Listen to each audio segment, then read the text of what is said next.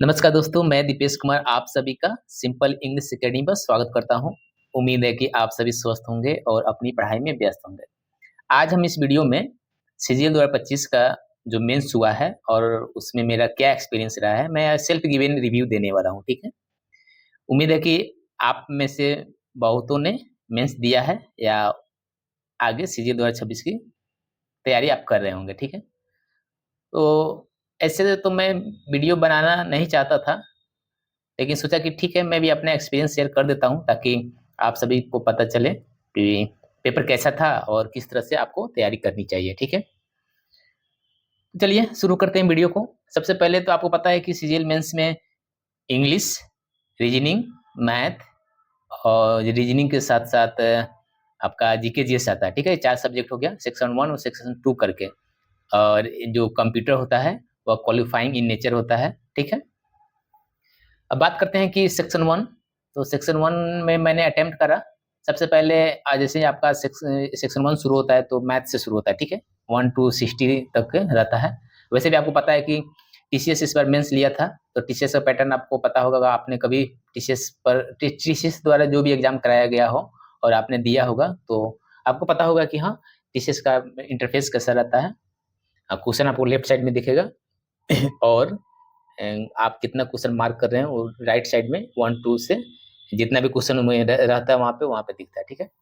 तो शुरू में या तो आप शुरू से मैथ अटेम्प्ट कर सकते हैं या 30 क्वेश्चन के आगे 31 पे जाके रीजनिंग शुरू कर सकते हैं। आपके ऊपर निर्भर करता है, आप जिसमें कंफर्टेबल हो पहले वो शुरू कर सकते हैं। तो मैंने अपना रीजनिंग शुरू किया क्योंकि मैं हमेशा से ऐसा ही पेपर अटेम्प्ट करता रहा हूँ। जब भी मैं पेपर अटेम्प्ट करता हूँ, पहले रीजनिंग शुरू करता हूँ, उसके बाद मैथ। तो रीजनिंग मैंने बनाया। रीजनिंग की बात की जाए तो रीजनिंग ईज़ी थी, ठीक है? और मैंने 30 आउट ऑफ 30 अटेम्प्ट करा है। मुझे 1 या 2 क्वेश्चन में डाउट है, अब देखते हैं कि उसमें क्या होता है। तो रीजनिंग वैसे भी सबने बोला कि रीजनिंग ईज़ी थी, तो रीजनिंग कोई विशेष इसमें फैक्टर नहीं होगा क्योंकि जो फैक्टर होगा वो होगा और सब्जेक्ट, ठीक है? तो और 3 सब्जेक्ट की बात हम लोग करते हैं। मैथ्स की, ठीक है? मैथ्स मैंने 30 में से 22 अटेम्प्ट करा है, ठीक है? जिसमें से 2 ऑलरेडी मेरे इनकरेक्ट हो गए हैं, माने गलत हो गए हैं, ठीक है? बाकी अभी 2-4 और क्वेश्चन में मेरा रॉन्ग होने का उम्मीद है। तो अभी कह नहीं सकते हैं, आंसर की का इंतज़ार है, देखिए आंसर की आ जाएगी, फिर कन्फर्म हो जाएगा। मैथ्स इस बार कैलकुलेटिव तो नहीं कह सकते, सॉरी कैलकुलेटिव क्वेश्चन था 4-5 ठो, जिसमें अगर आप अच्छे से नहीं पढ़े हैं, तो आपको बहुत टाइम लग सकता है। जैसे कि मुझे देखिए मैं मैथ में वैसे भी थोड़ा कमज़ोर हूँ, तो मैथ प्रॉपर मैंने अटेम्प्ट नहीं कर पाया। 22 ही मैंने अटेम्प्ट करा। उसमें था कि मैथ थोड़ा मॉडरेट लेवल कह सकते हैं। अगर जिनको मैथ आती है, वो मैथ तो अच्छे से कर लिए होंगे, लेकिन जिनको थोड़ा बहुत दिक्कत होती होगी मैथ में उनसे हो सकता है कि 23 से लेकर 25 तक अटेम्प्ट करते-करते उनका टाइम अप हो गया होगा, ठीक है? तो मैथ को हम लोग ईज़ी टू मॉडरेट में रख सकते हैं, अगर 5-6 क्वेश्चन छोड़ दिया जाए तो, ठीक है? उसके बाद अगर बात करी जाए जीके जीएस की, तो जीके जीएस से एज़ यूजुअल हमेशा की तरह जीके जीएस था। इस बार मतलब कि स्टेटमेंट बेस हमेशा से रहा है, तो इस बार भी था। पर बहुत से क्वेश्चन अगर आप थोड़ा बहुत करंट से देखते होंगे या न्यूज़ वगैरह से आप अवगत होंगे, तो आपका जीएस लगभग-लगभग मतलब बन गया होगा। 1-2 क्वेश्चन उसमें ऐसा था कि उसका हो सकता है कि बोनस टू ऑल तो मिलना चाहिए क्योंकि ऑप्शन में 2-2 3-3 ऑप्शन मैच कर रहे थे यानी कि सही थे। तो 2 जीएस का तो लग रहा है कि बोनस टू ऑल मिलेगा। जीएस भी कह सकते हैं कि वो हमेशा से रहा है मॉडरेट, तो वो मॉडरेट ही ले जाएँगे जीएस को। अब बात करते हैं अंग्रेजी। अंग्रेजी मैं भी इतना एक्सपेक्ट नहीं किया था कि हाँ, इस तरह की अंग्रेजी आएगी, ठीक है?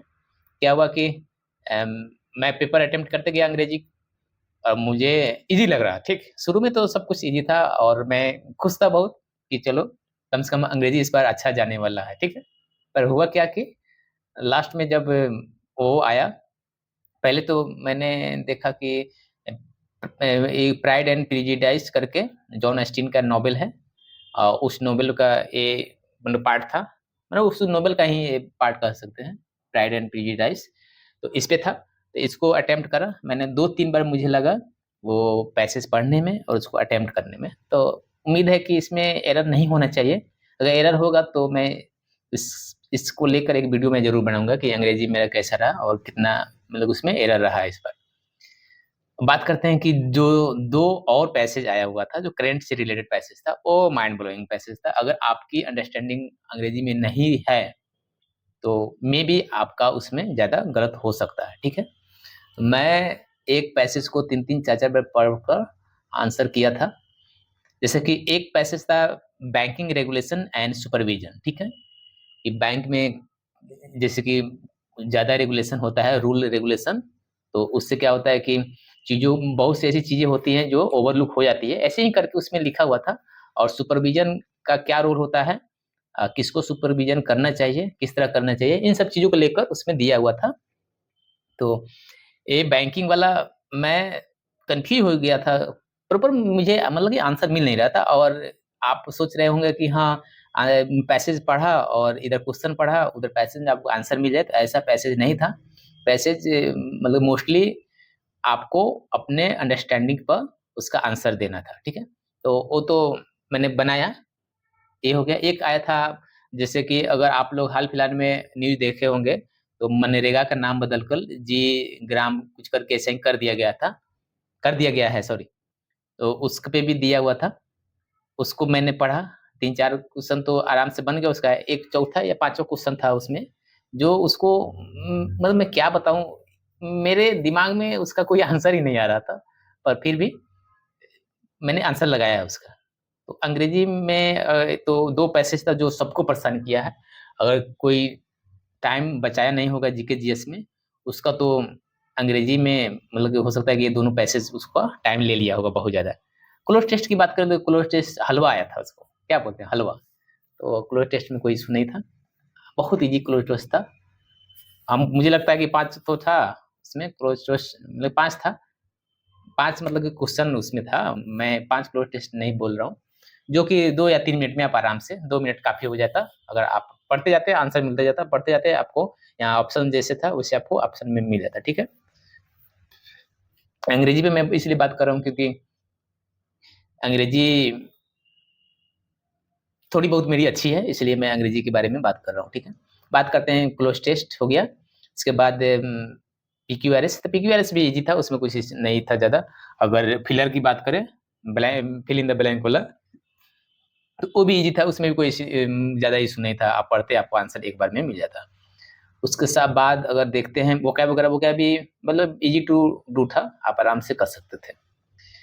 Error, error detection very easy, मतलब कि अंग्रेजी ईज़ी बोल सकते हैं, अगर 2 पैसेज को छोड़ दिया जाए, जो कि 10 क्वेश्चन का था, उसके अलावा बाकी सब कुछ वेरी ईज़ी, ठीक है?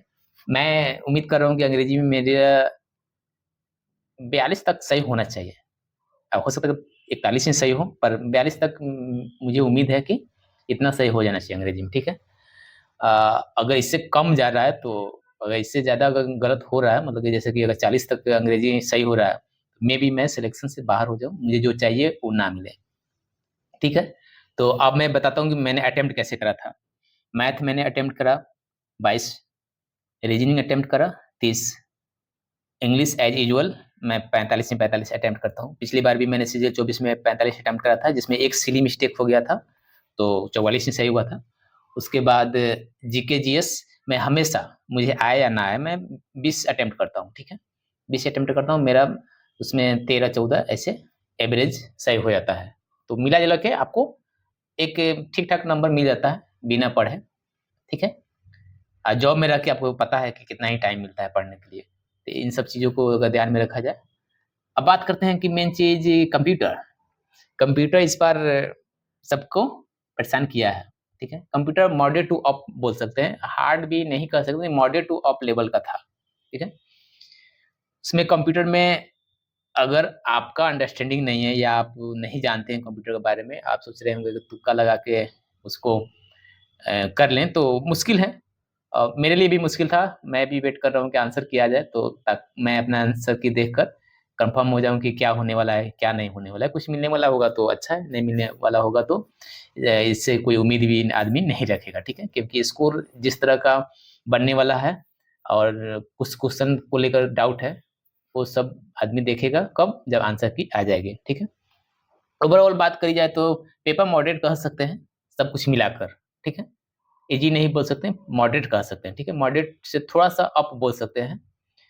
अब बात रही कट ऑफ, तो सीजीएल 2024 को तो हम लोग बेस नहीं मान सकते, क्योंकि सीजीएल 2024 पे बोनस मार्क सभी शिफ्ट में लगभग 10-10 क्वेश्चन का मिला हुआ था, तो 30-31 किसी को 40 भी मिला हुआ था, तो वो तो बेडंगा उस समय नॉर्मलाइजेशन और बोनस हुआ था। अच्छी बात यह है कि ये सिंगल शिफ्ट में एग्जाम हुआ था। अगर सिंगल शिफ्ट में एग्जाम हुआ था तो इसमें नॉर्मलाइजेशन का कोई मतलब कि फंडा है नहीं। अब कटअप इस बार मैं इतना अच्छा नहीं हूँ इस सब बताने में, लेकिन फिर भी मैं कोशिश करता हूँ कि अगर आप जनरल कैटेगरी से हैं तो 310 के आसपास में आपका चांसेस बनेगा, ठीक है। बाकी ओबीसी है तो 2-3 नंबर 4 नंबर का अंतर रहता है, वैसे ही 4-5 नंबर का और भी कैटेगरी सब में अंतर रहता है, एससी एसटी। तो एससी एसटी अगर आप हैं तो एससी के मान लीजिए कि वहीं 295 से 300 के बीच में, एसटी हैं 290 से 295 के बीच में, ऐसा ही इसी तरह चलेगा। ऐसा नहीं है कि अचानक से पूरा स्कोर डाउन हो जाएगा, ठीक है। सीट है मतलब कि 14,200 समथिंग मतलब सीट आई थी, पर उसको हम सीट के आधार पर नहीं कह सकते कि पेपर हार्ड हो गया है या इसका कटअप मतलब कि बहुत ज़्यादा कम हो जाएगी, ऐसा भी नहीं है। बाकी पीडब्ल्यूडी कैंडिडेट के लिए, अगर कोई भी पीडब्ल्यूडी कैंडिडेट है, जैसे बीएच कैंडिडेट हो, अगर 270 से 275 अगर आपका आ रहा है तो आपको कोई ना कोई पोस्ट मिल जाएगी, ठीक है। बाकी और भी पीडब्ल्यूडी कैंडिडेट होते हैं जिनके बारे में बताना मुश्किल होता है पीडब्ल्यूडी कैंडिडेट का। मैं खुद पीडब्ल्यूडी हूँ और बीएच कैटेगरी से हूँ, तो मैं अपना कैलकुलेशन करता हूँ और ट्रेंड को फॉलो करता हूँ, उसके आधार पर मैं बता रहा हूँ कि यदि आप बीएच कैटेगरी से हैं तो 270 से 275 लाइए और कोई ना कोई पोस्ट आपको मिल जाएगी, ठीक है। बाकी आगे की पोस्ट जो चाहिए, जैसे कि 4200 हो गया, 4600, तो उसके लिए तो एज यूजुअल आपको जाना पड़ेगा हायर साइड में, ठीक है। मैं 4200 या 4500, सॉरी 4200 या 4600 ही ऑप्ट करूंगा। पहले तो आंसर की हम लोग देखते हैं, उसके बाद ही कुछ करते हैं, ठीक है। जब आंसर की आ जाएगी तो हम लोग अपना स्कोर शेयर करेंगे, ठीक है। सॉरी, मैं लगभग 6 महीने के बाद वीडियो बना रहा हूँ। जैसे कि आप लोग देख सकते हैं कि चैनल पर 6 महीने से मैंने कोई वीडियो नहीं डाला था। अब मैं फ्री हो गया हूँ, अब मैं हो सकता है कि रेगुलर वीडियो बनाऊंगा। घर जा रहा हूँ, घर से आऊँगा तो फिर कुछ ना कुछ हम लोग पढ़ते रहेंगे, ठीक है। तो आप लोग भी अपना स्कोर कमेंट बॉक्स में कमेंट करें ताकि पता चले कि किनका कितना आ रहा है। बाकी तो आंसर की आने के बाद ही कंफर्म हो पाएगा, ठीक है। पढ़ते रहिए, फिर मिलते हैं एक नई वीडियो के साथ, तब तक के लिए जय हिंद।